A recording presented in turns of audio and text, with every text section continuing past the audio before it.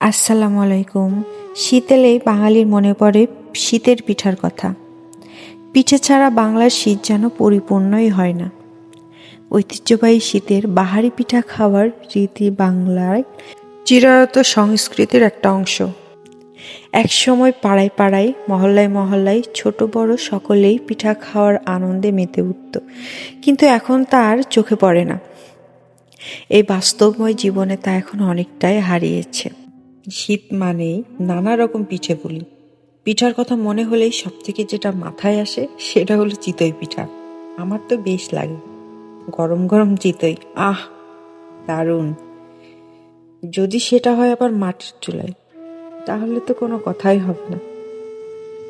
নতুন ধানের নতুন পিঠা, পোলাও, পায়েস, ক্ষীর এবং রকমারি খাবার তৈরি করা হতো কৃষকের ঘরে ঘরে।